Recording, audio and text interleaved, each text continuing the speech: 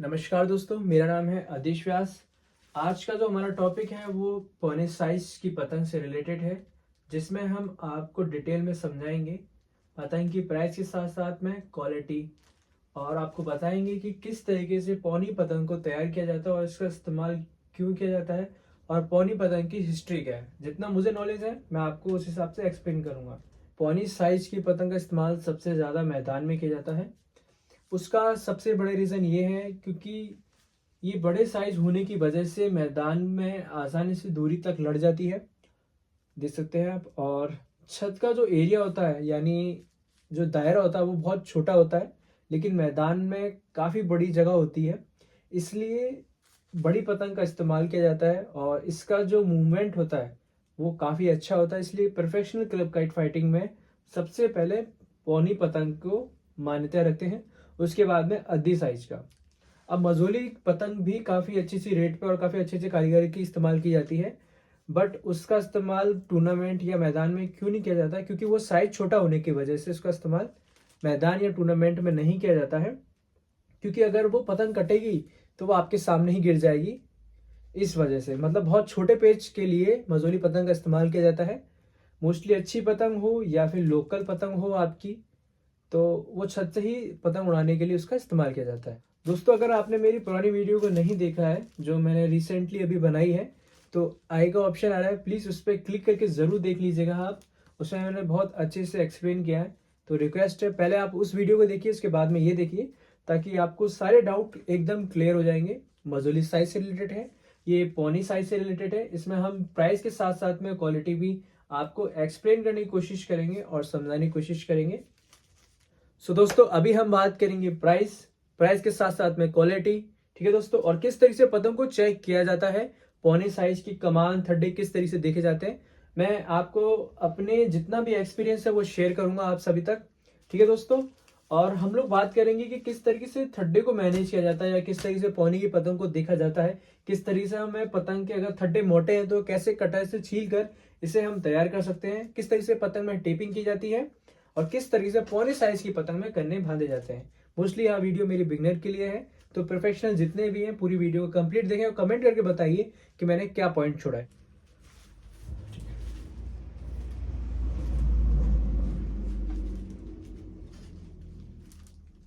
दोस्तों, ये आपकी पौनी पतंग है, आप इसका फरमा देख सकते हैं। कुछ इस तरीके से पतंग का फरमा है, जिसकी प्राइस है 6.5 रुपए, ठीक है दोस्तों। उसके बाद में आपकी ये पतंग आ जाती है घुटी करी हुई, ठीक है दोस्तों। इसका प्राइस है 7 रुपए। ये जयपुर की पतंगे हैं, पौने साइज की, आप चेक कर सकते हैं, देख सकते हैं। और इसके बाद में ये आपकी आ जाती है बरेली की पतंगे, इसका प्राइस है 9 रुपए, ठीक है, पौनी साइज की पतंग है। इसका प्राइस है दोस्तों 10 रुपए, ये भी बरेली की पतंग है, देख सकते हैं, काफी अच्छी पतंग है साइज के अकॉर्डिंग और प्राइस के अकॉर्डिंग, ठीक है दोस्तों। इसके बाद में ये आपकी जयपुर शहर की पतंग आ जाती है, जिसका प्राइस है आपका पड़ता है 14 रुपए, ये भी जयपुर की पतंग है। चलिए दोस्तों, और इसके बाद में ये भी आपके जयपुर की पतंग है पौने साइज की, इसका प्राइस दोस्तों दे सकते हैं 16 रुपए या 15 रुपए तक आपको आसानी से अवेलेबल हो जाती है। उसके बाद में ये आपकी थोड़ा सा चप फरमा जिसे कहते हैं, ये वो पतंग है आपकी, जिसका प्राइस दोस्तों आपको 15, 16, 17, 18 रुपए सीजन के अकॉर्डिंग आपको मिल जाता है। अभी तो प्रेजेंट में इसका प्राइस है 17 रुपीज। पतंग बहुत अच्छी है।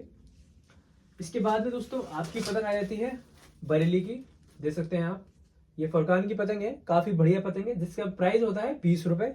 इसे आप डिस्टेंस पे लड़ा सकते हो, और जो इसके कमान थड्डे होते हैं बहुत ज्यादा जानदार होते हैं। मोस्टली इस फर्मे का इस्तेमाल धूल लड़ाने के लिए किया जाता है, ठीक है दोस्तों। और उसके बाद में अच्छी अच्छी पतंगे आपकी आ जाती है, ये लखनऊ की सचिन की पतंग है, काफी बढ़िया पतंग है, प्रोफेशनल पतंग है। मोस्टली ये पतंगे सीजन में काफी कम उड़ती हैं, लेकिन आपको एक समझाने की कोशिश कर रहा हूँ। और सबसे इंपॉर्टेंट चीज देखिए, कई लोग पतंग लेकर टेपिंग करके पहले से रख लेते हैं, लेकिन बहुत कम लोग हैं जो पतंगों की टेपिंग ही नहीं करते हैं। तो आप जितनी अच्छी क्वालिटी की पतंग लेंगे, अगर आप इस तरीके से उड़ाएंगे तो आपकी डेफिनेटली पतंग फटेगी। तो आपको सबसे पहले पतंगों को कुछ इस तरीके से रेडी करके रखना होता है, ताकि आपकी पतंग का रिजल्ट आपको 100% मिले। ये देखिए, आप अगर इसे आप उड़ाएंगे तो आसमान में नहीं फटेगी, ठीक है दोस्तों। तो इस चीज का ध्यान रखिए। और टेपिंग किस तरीके से की जाती है वो आप मेरी ओल्ड वीडियो चेक करेंगे तो मैंने उसमें आपको अच्छे से एक्सप्लेन करने की कोशिश करी है। और ये देखिए दोस्तों, ये club kite fighting mostly use की जाती है, लेकिन जो अभी मैं आपको दिखा रहा हूँ सिर्फ समझाने के लिए वीडियो बना रहा हूँ।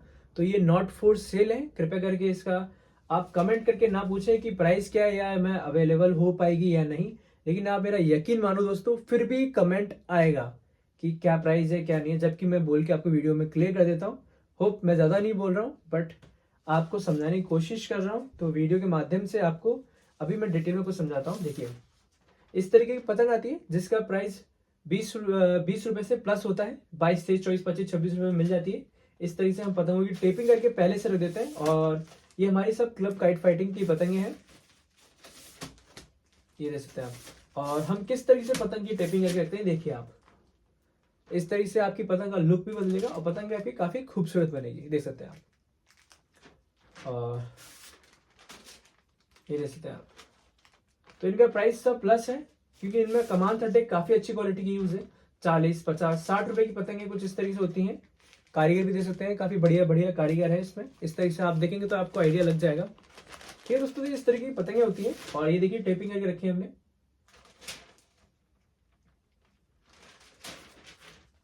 ये देखिए, ये मेरी फेवरेट पतंग है।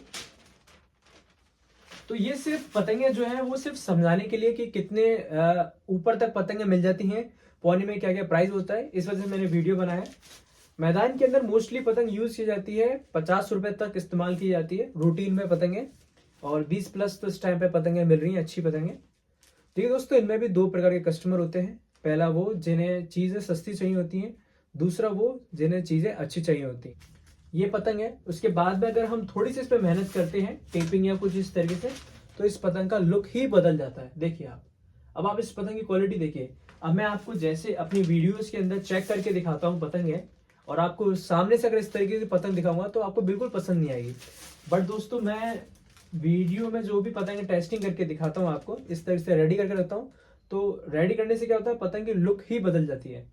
अगर आप सामने से ये पतंग देखोगे विदाउट टेपिंग के, तो आपको पतंग में बहुत डिफरेंस लगेगा। और इंस्टाग्राम पे मेरा पेज है द काइट बाय अदिश व्यास, जहां पर हम प्रोडक्ट की रेट के साथ में एक एक्चुअल में जो फोटोज होती हैं वो सब चीजें डाल के एक्सप्लेन करते हैं कस्टमर को, जहां पे आपको ओपन प्राइस के साथ साथ में क्वालिटी के कमान थड्डे तक फोटो के माध्यम से दिखाए जाते हैं। तो प्लीज मेरे इंस्टाग्राम चैनल पे आप लोग फॉलो करिए और मुझे सपोर्ट कीजिए। आपके सपोर्ट की मुझे हमेशा नीड रहती है। And thank you so much इतना प्यार है, इतना सपोर्ट करने के लिए। तो दोस्तों देख सकते हैं, वहां पर मैं आपको पतंग उड़ाकर भी चेक करके दिखाता हूँ कि किस तरीके की पतंग मार्केट में है, क्या वैल्यू है, क्या प्राइस है। तो इंस्टाग्राम पे आप मुझे फॉलो करना ना भूलें। देखिए दोस्तों, अब पौने साइज की पतंग जब हम लेते हैं तो सबसे पहले चेक करना पड़ता है इस तरीके से। अगर ये पतंग आपकी टाइट है, ठीक है दोस्तों, लेकिन आपकी पतंग चाहे कैसी भी हो, पतंग इस तरीके से आपकी फोल्ड होना बहुत जरूरी है। इस तरीके से आप चेक कर सकते हो कि पतंग कितनी पुरानी है, और इस तरीके से आप पतंग चेक करके ये पता कर सकते हो कि पतंग आपकी कितनी लचीली है। ठीक है दोस्तों, जितना ये कमान, इसे कहा जाता है कमान, ये जितना सॉफ्ट होगा आपका, ठीक है दोस्तों, उतनी आपकी पतंग हल्की होगी। जितना ये टाइट होगा उतना ही आपकी पतंग लोड लेगी, यानी वजनदार पतंग होगी। लेकिन ध्यान रखिए दोस्तों, कभी भी पतंग अगर ये चीज नहीं मुड़े, बहुत टाइट हो, तो वो पतंग आप लोग परचेस ना करें, क्योंकि वो तेज हवा में भी नहीं उड़ेगी, उसमें काफी मकराहट उड़ती है। ये हल्का सा मुड़ना बहुत जरूरी है, थोड़ा बहुत ही सही पर मुड़ना बहुत जरूरी है। उसके बाद में दोस्तों ये आता है थड्डा। इस चीज को कहा जाता है थड्डा, जो ये सीख है उसे कहा जाता है थड्डा। इसका भी मुड़ना बहुत जरूरी है। अगर आपकी कमान सॉफ्ट है तो आपका थड्डा भी सॉफ्ट होना बहुत जरूरी है। तो इस चीज का आप हमेशा ध्यान रखें कि आप जब भी आप पतंग परचेज करते हैं तो इसका ये फोल्ड होना हल्का सा बहुत जरूरी है। थड्डे में अगर जान होगी तो स्पीड बहुत ज्यादा होगी, और थड्डे में जान नहीं होगी तो आप स्पीड से खींच लोगे पर आपकी पतंग स्पीड नहीं पकड़ेगी। तो ये चीज थड्डे में फर्क होता है दोस्तों। इस तरीके से अगर आपकी पतंग में थड्डा जानदार है, यानी ये बीच की कमान जानदार होती है, तो इसे कस्टमाइज मतलब आप अपने हिसाब से कैसे मैनेज कर सकते हो। इस तरीके से देख सकते हैं आप, ये कटर आता है, ठीक है, शीट कटर कहते हैं, स्टेशनरी शॉप पे आपको आसानी से मिल जाएगा। एंड दोस्तों, इसे छीलने का सबसे बड़ा रीजन ये होता है कि पतंग के अंदर थोड़ी सी जंप आती है, पतंग आपकी हल्की होती है। छोटे पेच में इस तरीके का इस्तेमाल किया जाता है ताकि आपकी पतंग का मूवमेंट काफ़ी फास्ट हो।